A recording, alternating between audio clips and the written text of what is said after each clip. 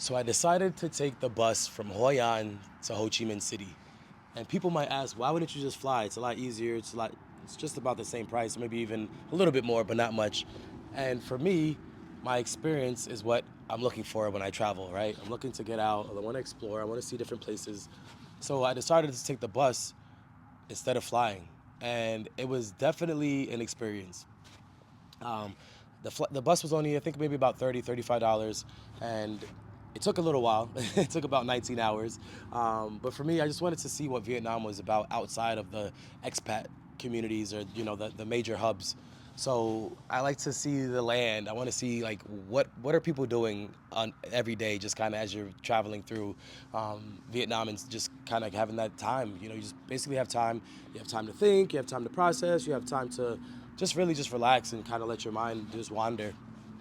And it was definitely a beautiful experience. I'm glad I did it. I actually did it there. Actually, I did it back.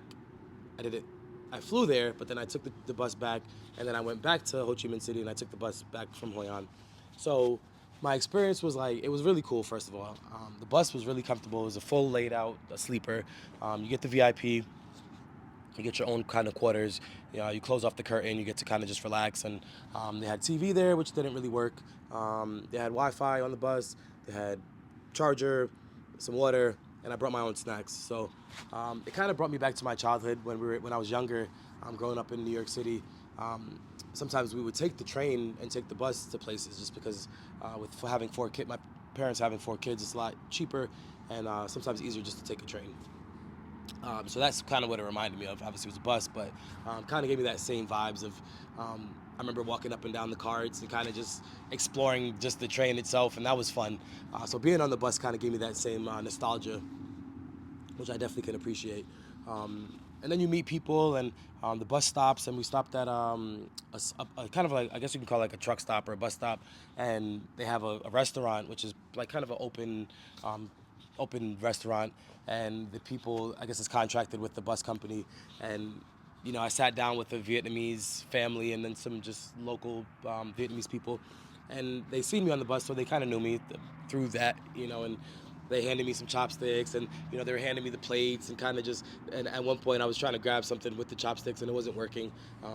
And they handed me a fork, and I was like, no, no, no, I got it. Just having a little difficulties, but that's kind of the beauty of traveling, right? Like you get to hang out with some of the locals, and that's what I enjoy is hanging out with the locals, and just kind of trying to fit in, right? I don't speak the language, but body language, and that's another tool that you use when you get to travel outside of the country is you get to use your other senses to be able to communicate. If you don't know how to speak, you use hand gestures or body language or facial expressions and stuff. So it was just really cool to be able to do that and eat some of the local food with the locals and just be on the bus, like I said, and have my own peace of mind and just kind of relax and enjoy the vibes. The land is very beautiful. There's mountains. There's you see the animals, the cows, the buffaloes, and the chickens, and just get to see life, as it is outside of the city or outside of the major hubs. So that was just something that I really enjoyed. Um, and then we had a couple incidents. The bus has broken down. To the side of the road. Chilling. Everybody chilling. We didn't know. I don't speak the language. So I don't I don't want to be annoying either. So I just kind of just went with the flow. There was also some other foreigners on the bus as well. So we were all kind of just like trying to figure it out and seeing what's going on. And they had the back gate lifted up, and they were some of the locals are there just tinkering around. And we ended up getting back on the road, and that was about an hour into our trip. And then 4 or 5 hours later, we're at another pit stop, and I'm thinking maybe it's just an opportunity for the bus driver to get some rest, and maybe this is a part of how things run. So everybody's sleeping. It's like maybe 4 or 5 o'clock in the morning. Everybody's sleeping, and after a little while, it's getting kind of hot on the bus because they turned it off, and I decide to sneak out and go outside, and I see the bus driver. He's got a what's that thing called? Like I can't think of it now. Canopy, not a canopy. When you tie the thing to the tree and then you sleep in it. I don't know why I can't think of the name, but anyway, he's sleeping in that, and I'm like, okay, maybe that's what he's doing. He's just resting. I get on ChatGPT. I'm like, hey, we're stopped. The bus driver's sleeping outside, and a hammock. There we go. He's in the hammock that he kind of put up on the between the bus and a little pole that was on the side of the road. And I'm like, we're stopped. We've been stopped for about an hour now. I'm not sure if the bus broke down again or this is like a procedure. So ChatGPT is like, no, this is normal with trips from, in Southeast Asia. There's regulations and the driver has to sleep and blah, blah, blah. So long story short, it wasn't he had to sleep. He did take a nap. But 4 or 5 hours, actually 5 or 6 hours later, we're still there. It is 7:30 in the morning, and the bus has broken down again for the second time. We've been waiting here for like 5 hours with no hope in sight. So, y'all just bear with me. I'm trying to be patient, but I might have to take this Grab and go to the train station, which I should have done in the first place, but I didn't know any better. So, we're gonna give it a couple more hours, like 2 more hours, and then if not, we're gonna jump on this train. Because this is kind of ridiculous. We should be riding for free, realistically. And now I got to get back to Ho Chi Minh City. So I'm like kind of panicking, and I was looking at some train options. I was going to take a taxi to the train and then take the train back to Ho Chi Minh City. And everybody's kind of just lingering around. Some people are smoking cigarettes. Some people are going to get water. Some people are going to some food stalls and getting food. And I'm just like, all right, let me just be patient. So after about 6 hours, I see them back there working on the truck again. So I'm like, oh man, it broke down again. And I think it was the alternator that runs the accessories because the power wasn't working for the charger and the lights weren't working inside the cabin. And that's what it was originally, was the alternator.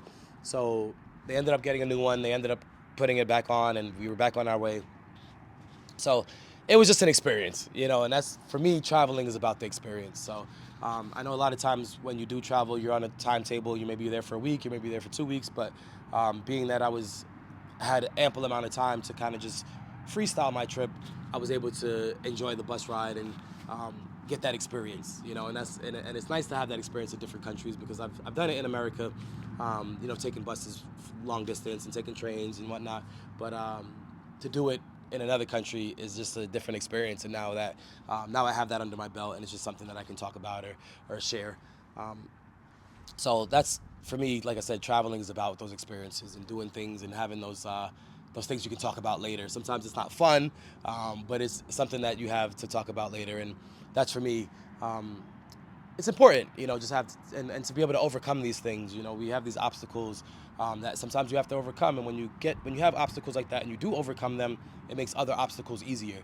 So it reminded me of being in Iraq and having certain things happen in Iraq where you get through them and you say, okay, that wasn't so bad, So when things happen like this now in present day time, I just go back to other stuff that happened in my life where I could say, I'll get through this, it'll be okay, I'll be able to laugh about it later on. So I wanted to share this experience with you guys. I thought it was pretty interesting, but it was also fun.